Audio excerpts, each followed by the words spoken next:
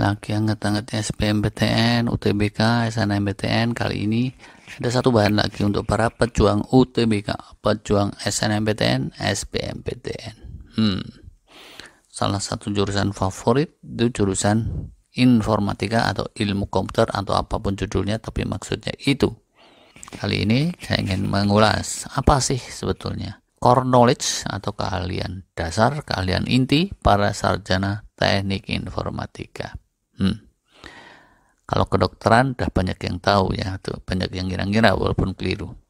Tapi ternyata informatika ini belum banyak orang yang paham. Bukan terus ilmu dasarnya di situ, silat Cimande. Sekali lagi kita sedang bicara pro di teknik informatika dan bukannya tentang seni bela diri, apalagi bela sungkawa. Tidak sama sekali. Orang pikir di informatika orang diajarin pakai komputer, bikin presentasi PowerPoint, tabel Excel, naskah sama MS Word, cuma kayak gitu. Reparasi komputer yang rusak, programming kayak gitu. Kalau yang kayak gitu itu cukup kursus di pinggir jalan, selesai. Dan sebetulnya lebih sulit bikin lapis legit dari semuanya itu tadi, ya kan?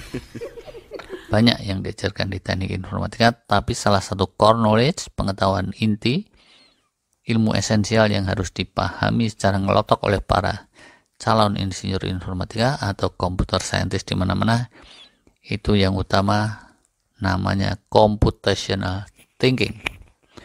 Cara berpikir komputasional yang sistematis, masif, dan terstruktur untuk menyelesaikan masalah-masalah, yaitu untuk masalah apapun juga, bisa di ranah entertainment, gaming, technical processing, bisnis administrasi, real time system, security, hati yang galau, jomblo yang tak kunjung padam, dan masalah percintaan lain juga bisa dipikir pakai computational thinking. Ini untuk menjawab para penggemar drakor, karena di balik problem apapun itu bisa diselesaikan. Kayaknya rada kejauhan, rada bercanda, tapi itulah intinya dari computational thinking.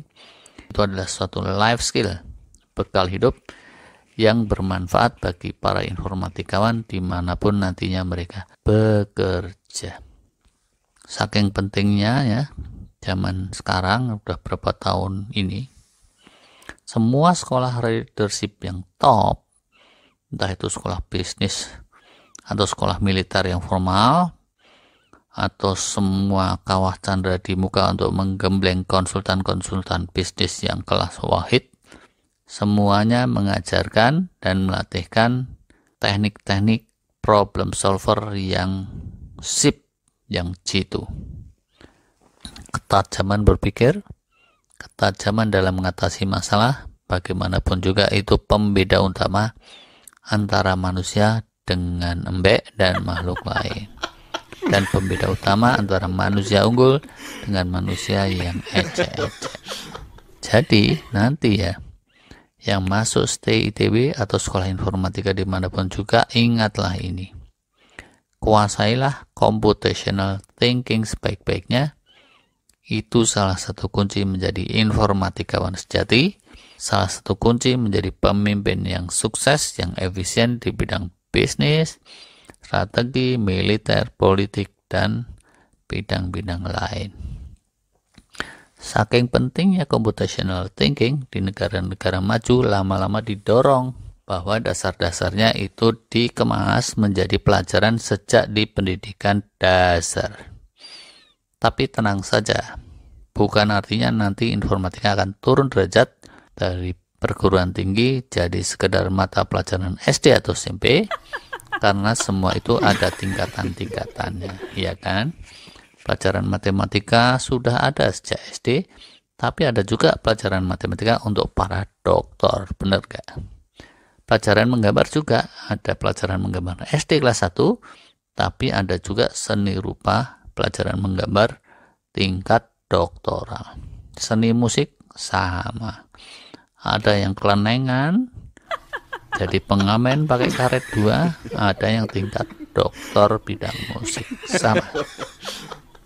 Kita balik lagi saja kepada computational thinking. Apa itu computational thinking? Loh, malah nanya.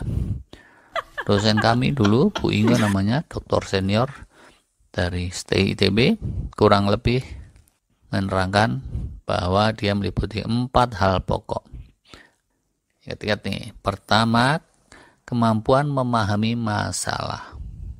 Situ dengan tajam, komprehensif, atau bisa juga disebut sebagai kemampuan mengeneralisasi, kemampuan abstraksi. Hal yang abstrak disimpulkan, digeneralisir.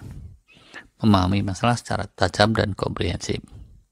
Setelah memahami apa inti masalahnya secara tajam komprehensif, yang kedua, kemampuan kedua nih, kemampuan memilah masalah yang besar menjadi pernik-perniknya, menjadi masalah-masalah yang kecil, menjadi unsur-unsurnya. Dekomposisi. Kemampuan pertama, abstraksi, tahu masalahnya apa, bisa menggambarkan dengan jelas dan ringkas. Kedua, dekomposisi, membreakdown, memecah-mecah masalah tersebut. Kemudian yang ketiga, menstrukturkan.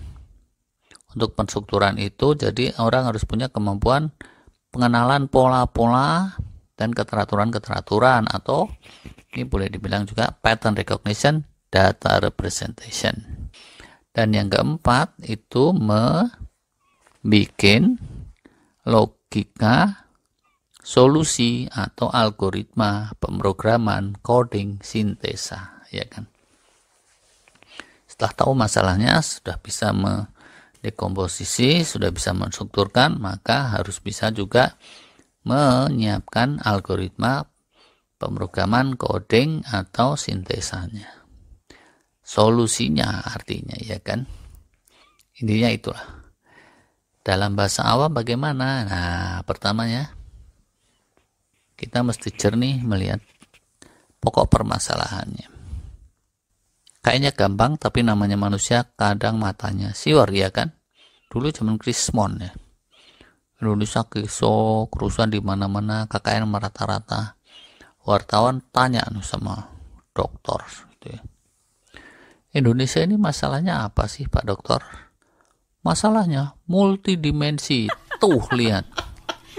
Kelasnya dokter, dia bilang multidimensi masalahnya lah.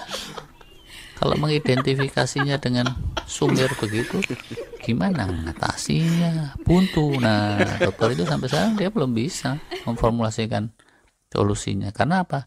Mengidentifikasi masalahnya aja sumir, ya kan? Kenapa sih Indonesia rusuh? Biang keroknya pihak ketiga yang tidak bertanggung jawab loh. Belum kata memahami computational thinking, ya kan? Mohon maklum aja. Mereka bukan sekolahan informatika, tapi kalau informatika abstraksi masalah tidak boleh seperti itu. Harus yang jernih, nantinya bisa didekomposisi, bisa dipilah-pilah. Gitu. Nah, ini ya, computational thinking itu bukan cuma informatika. Lama-lama para ahli bilang bahwa itu esensial untuk semua bidang STEM. Tahu nggak STEM? Sciences, Technology, Engineering, dan Mathematics. Kalau jernih berpikir ya, masalah bangsa nih, bisa aja disimpulkan bahwa masalahnya adalah rendahnya kualitas manusia bangsa kita. Loh, kualitas apanya? Kualitas akhlaknya. Akhlak itu apa? Akhlak itu terdiri dari macam-macam. 3 kelompok besar pembentuk akhlak. Pertama, great spirit. Kalau orang Islam bilang kurang takwanya. Yang kedua, kurang amal soleh dan kebajikannya, budi pekerti. Dan yang ketiga, kurang militansinya, nilai kejuangannya, atau dalam orang Islam dia bilang kurang dalam semangat jihad dan semangat hijrahnya. Loh, masalah bisa dipilah-pilah itulah dekomposisi. Nah, kalau udah tahu dekomposisi, bisa distrukturkan, masalah-masalah bisa dibariskan. yang mana dulu, dan seterusnya ya kan. Dan kalau udah terstruktur, itu nanti akan ada pola-polanya, pahamilah pola-pola itu, terus bisa disolusikan dengan suatu algoritma. Misi-misi militer, misi-misi bisnis, itu bukan sesuatu yang statik. Lama-lama keputusannya adalah berupa skenario atau sama saja itu dengan algoritma. Nah, gitu. Masalahnya gimana? Oh, ini buka pakai obeng. Langkah pertama ini, langkah kedua ini, langkah ketiga ini, selesai. Nah, kalau itu biasanya masalah cemen, ya kan? Kalau masalah yang strategis biasanya dijawab dengan skenario. Kalau terjadi kayak gini, lakukan skenario A. Kalau terjadi kayak gini, skenario B. Kalau terjadi kayak gini, skenario C. Kalau terjadi yang kayak gini, skenario ini. Nah, seperti itulah namanya algoritma, dan itu menjadi problem solving di bidang strategik yang lain-lain dimanapun juga gitu. Problem solving intinya bukan langsung kepada solusi, melainkan dalam memetakan semua. Ibarat dokter, kalau udah pasti masalahnya pala cekot-cekot karena gigi kecucuk duri, solusinya itu relatif mudah, ya kan? Tapi kalau gagal memetakan dengan benar, maka urusannya bleedru. Sekedar pala cekot-cekot, itu apa sih sumber masalahnya? Bisa macam-macam. Bisa karena kelaparan belum makan, solusinya dikasih nasi, ya kan? Bisa juga sebetulnya karena nggak punya duit. Nah, bisa juga karena mikir cicilan. Bisa juga karena barusan disembur sama istri atau barusan disembur sama mertua. Nah, itu solusinya beda-beda, ya kan? Harus ada skenario-skenario, dipetakan dulu.